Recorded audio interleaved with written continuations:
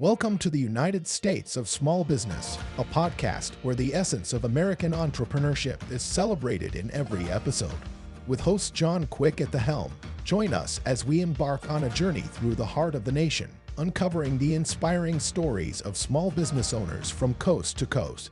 Experience the vibrant energy of bustling cities and the serene beauty of small towns, all while discovering how individuals are turning their entrepreneurial dreams into reality, even against the greatest odds. Each episode brings you face to face with the dreamers, creators, and doers who form the economic backbone of our country, all sharing their spirit of innovation and resilience. Whether you are in the early stages of sowing the seeds for your own business, scaling new heights in your current venture, or simply captivated by tales of grit and triumph, you are in the right place. Tune in on platforms like Spotify, YouTube, Apple Podcasts, iHeartRadio, Pandora, and beyond. For deeper insights and to connect with the heart and soul of America's main streets, visit UnitedStatesOfSmallBusiness.com. Subscribe to United States of Small Business with host John Quick now and be inspired by the powerful stories of entrepreneurship, community, and the unwavering pursuit of the American dream. Begin your journey of inspiration with us today. Today on the United States of Small Business podcast, we're excited to have Lauren Gaggioli as our guest. Lauren initially made her mark in the entrepreneur world as the founder of a Higher Score Test Prep, a pioneering online platform for SAT and ACT preparation that has significantly impacted students' approach to college entrance exams. Her commitment to education and student success set the stage for her new venture. Expanding her influence beyond test prep, Lauren has adequately pivoted her expertise towards helping other entrepreneurs thrive online. She now dedicates herself to teaching business owners the art of SEO through her comprehensive online courses and resources. By demystifying SEO, Lauren empowers businesses to enhance their online presence, reach wider with their audience, and achieve sustainable growth in the digital marketplace. Join us as Lauren shares insights from her journey of creating and scaling successful educational service businesses to becoming a trusted mentor for business owners all over the U.S. You won't want to miss out on this to learn more about SEO for your own business. Welcome to the show, Lauren. Thank you so much, John. I'm pleased to be here. Well, super excited you're here. Let's start out by telling folks, how the heck did you get your start in being an online entrepreneur for ACT and SAT prep course? That seems like a little bit of a niche. Yeah, you could say that. So actually, the hilarious part of this is that as that in-home SAT and ACT tutor, I had a student. She was a rock star, still is. We're still connected on social. And I came downstairs after one of her sessions and she was doing great. Like, she's the kind of kid who did all her homework. Her scores were going up, like things were going well. I came downstairs and her dad had a scowl on his face. And I was like, uh-oh, like, I know this look, what's happening? And so he goes, Lauren. I was like, yes. He goes, why aren't you on Twitter? You could have like blown me over with a feather because I went, what? Like, I don't understand the question. I have a very local, hyper local business. I drive to all my students. Like, what? Why would I get on Twitter? And he was like, Lauren, trust me. Well, this gentleman's name is Mitch Jackson. He is a trial lawyer in Orange County, but he also has a lot of online ventures. He does a lot in the AI space now, Web3, and talks about like IP for creators, that sort of thing. He's always had his hands in the online world. So he really turned me on to the fact that there were these amazing podcasts at the time, still are, that you could learn from. And so I think through me getting on Twitter, I started to connect with people like Pat Flynn and Michael Hyatt. And I was listening to like Michael Hyatt's very earliest work. And I started learning about building your own brand and the fact that like online courses were a possibility. And then I got married and realized, hey, I work from 5 to 9 pretty much every night. And I work all day on the weekends. My husband works 9 to 5. Like, I started like extrapolating what our life would look like if we had kids and went, uh-oh, this is not sustainable. And so I went online In 2014, I put my very first online course out. Since then, I've developed 9 online courses. With that first business, I had a podcast about college admissions that I called my dual affinity building tool. Like, I was able to connect with my ideal client. I was able to connect with my ideal affiliate within the college admissions space. So I learned very early to be strategic. But the thing that really tipped the scales in my favor was SEO. I followed the breadcrumbs. I built organic search such that for 2 years running, I was getting 16,000 new users to my website Wow. each and every month. 16,000 for free, zero ad spend. And I couldn't have done it without my good pal, Uncle Google. So I had a very profitable business such that I sold the company for 6 figures in 2021. And now I'm helping other entrepreneurs who are like, SEO, it sounds scary. I'm going to pour all my time into social, realize that that's not actually the right play. Like, I'll just come out and say it. That's not the play. If you have to choose, if you don't have time, hi, I'm a busy mom, homeschooling mom of 2. Like, I get it. Time is precious.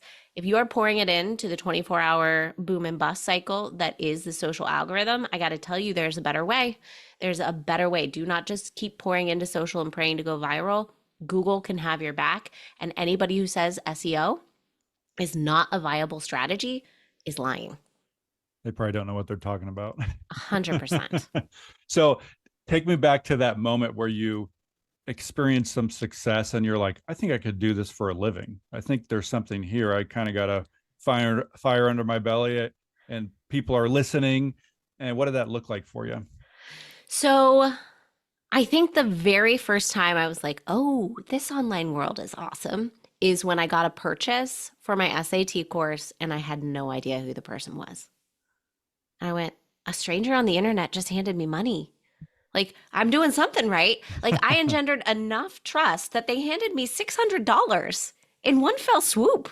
Yeah. Like, that's powerful, especially for someone who's been conditioned. And I think all of us have, just culturally conditioned to understand that to have a job, a career, to make money, it is a time for money exchange. And then you go, wait a minute, like, we can flip the script on that. We can say, I am going to do this heavy lift. And make no mistake, creating an online course is a heavy lift. You are making a principal investment of your time, energy, and resources. But I can reap the benefits from that. I can reap the rewards. I can make a return on that investment in perpetuity. You know, and people always say when you're sitting on the beach, for me, that's not my happy place. Like, I want to be looking into the eyes of my kids. I want to be really like connected to my home. I want to travel. I want to do really amazing things with my time here on earth. But if you can be disciplined and build out something that can pay you for forever, that's pretty powerful. Yeah. So let's talk a little bit about SEO, because I think most people would think, I heard about that in 2005, and they maybe just go on TikTok now and post things to Instagram and Facebook and maybe aren't even thinking about SEO. So talk to me a little bit about why that's important, not only for the online entrepreneur, but also the guy or gal that owns 2 or 3 coffee shops around town. Oh boy, if you are local and not tapping into SEO, we have a problem. Your Google business listing is so important. But here's the thing. I mentioned before, social has a boom or bust strategy, right? Like, when everybody was furious when Instagram was like, we will be elevating Reels now, because they had their strategy in place. They've been leveraging their strategy and Instagram shifted it on them. Now, I will say for physical products, now with the ability to buy in the app, Instagram's a little bit better for that branch of business. However, think about social media platforms. What is their goal? What's their aim with that? And that's not rhetorical. Yeah. John, do you have an answer? I would say most people probably think get clicks, get likes, get views. Mm-hmm. On the platform. Yeah. Social does not want you leaving their platform. So if you can't sell to people in the platform, you are in a world of hurt. Now, you can offer freebies and do the whole text bot, drop book in the comments and I'll send you the free ebook or whatever. That does seem to be working, but reach is like nil. And also for every post, you have 24 to 72 hours to get in front of people. And the play inherently is I'm guessing at what you might want. I'm going to just go ahead and chuck it out there. SEO is entirely different. Google is where people who have problems and know they want to solve them, which is huge for the buyer's journey. People who have a problem and want to solve it go to ask questions. We Google it. There's a reason it's a verb, right? So even if it's coffee shop, right? I need coffee stat, right? They go to Google and they type it into the maps, coffee shop. If you don't pop up, they're not coming to you unless they already knew about you. However, for someone like me who's doing SEO services, a business that, by the way, you better believe is over-researched and everybody's optimized their SEO websites for it, you can still find these opportunities where you can rank. And the way you do that is by looking at the data around the queries that people are typing into Google. And you can do that with free keyword research tools. So Ahrefs, that's Ahrefs. If you type that plus keyword generator into, you guessed it, Google, you can find a place where you can type what you think people are searching for when they are looking for your business. And you can see how many people are searching that in Google a month. You can also see how hard it is to rank for that term. And so what you can start to do is structure a website such that people are coming through your front door every single day. And I say front door, but actually they're crawling in through the windows, because the thing that we all do when we develop a website is we like make our homepage just so beautiful and shiny, and it's like the most gorgeous thing ever. And by the time we get to the blogs, we're like, yeah, I mean, I have to do it, so I'll put a blog post up. But like you start just kind of shoveling stuff in there and you're like, that's fine. If you start optimizing your blogs for those more granular search terms, you're able to rank and bring traffic to your site kind of through the side door, through the windows. They're coming up through the roots of your website, because unless you're Tony Robbins, people are probably not searching your name. And so what we often forget as entrepreneurs is to optimize those granular pieces of content to allow for the next right step. So there's a whole strategy around what you offer at the bottom of a blog post that can bring people to your email list, which is the first step to create that connection to then lead them to being a client down the line. So there's email strategies that can integrate with SEO. There's map strategies if you're a local business. There's just so much that you can do to get into the Google ecosystem. And unlike social, where folks say, oh, like I'm just gonna like offer stuff on platform and I gotta keep them on the platform, otherwise Google won't elevate me. Google's whole gig, he is not a content creator, he is a matchmaker. The entire point of Google and the way that he keeps his authority is by flowing you through to quality content. So unlike Instagram bait and switching you and saying, well, now reels are the thing. If you provide quality content consistently on a site that is keyword researched and optimized so that Google's bots can understand what it is that you do, you will rank. Mm-hmm. And I'm saying this as somebody who's done it with a website such that I had 16,000 new users per month flowing through my door for 2 whole years. And best of all, for those 2 years, they started right before my daughter was born. And so with my newborn baby, I was able to look into her eyes and have the 4-hour work week while making anywhere from $5,000 to $15,000 a month just for sending emails at that point. Nice. So it's powerful. It's powerful stuff. So what were some of the lessons you learned along the way, looking back, 14 years ago or whatnot? If you had a time machine and could go back 15 years and give yourself some advice, what would some of that be? So here's a stat that I didn't know then, but I know now. 96.5% of web pages on the internet are not getting any traffic from organic search. That's based on a 2023 traffic study that Ahrefs did. Ahrefs is like my go-to source for SEO. So 96.5% is the majority. You do not have to do everything right to start to gain traffic from Google. So I would say do what you can. The most important thing, I think, is there's 2 things. The first is raising your hand and saying, hey, Google, I have a website. And the way you do that is by verifying your domain in Google Search Console. So if you have a Google business profile or you have Google Analytics, this is not that. This is a third tool that Google has created. And you have to, at the domain level, go in and verify your website and say, raise your hand and say, Google bots, please come crawl me. There are so many websites in the world, and Google, amazing as he is, has limited resources. So every website has a crawl budget, but you only get a crawl budget once it knows you exist. And nobody's like pinging Google for you. You have to raise your hand and be the squeaky wheel and say, I got a website. Please come over to my address and see what we're about. So the very first thing I would say is if you have not verified your Google listing, please do immediately verify your website. The second thing that I would do is keyword research, because if you don't know where the people are you are trying to serve, it's very hard to find them, right? If you don't know who they are, what their pain point is, if you don't get creative, like a lot of us are sitting here holding a solution, right? So all entrepreneurs are problem solvers, even if the problem is, do you want a cup of coffee? Would you like a lovely meal? I have a lot of friends in the Disney space.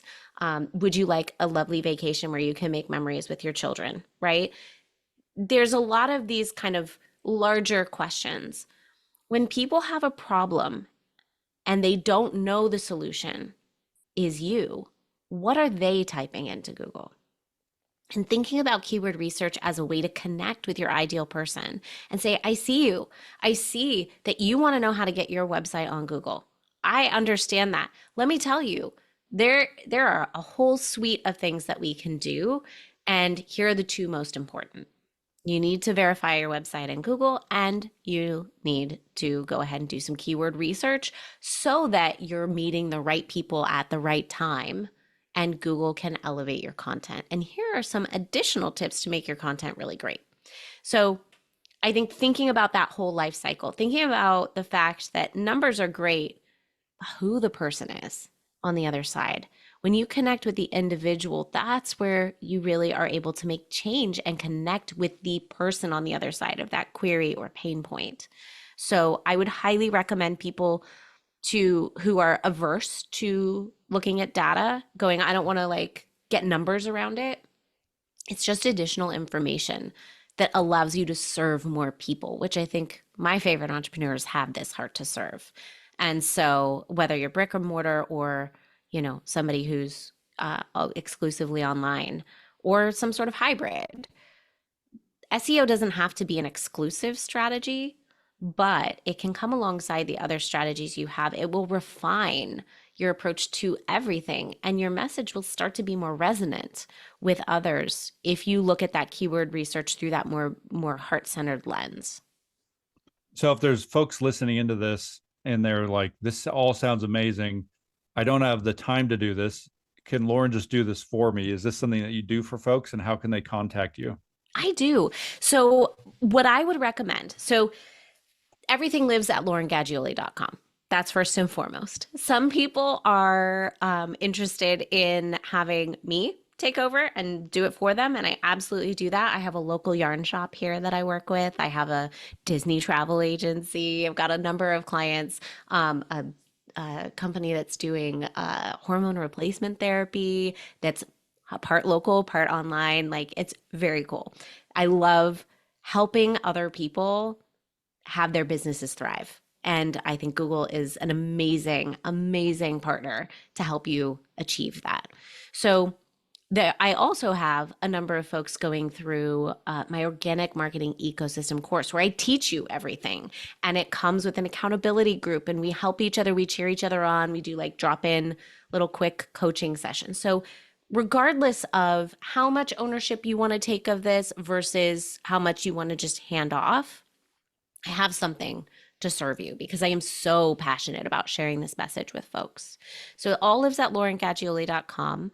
But the very first step is often to do a quick kind of finger on the pulse of where you are right now with your traffic.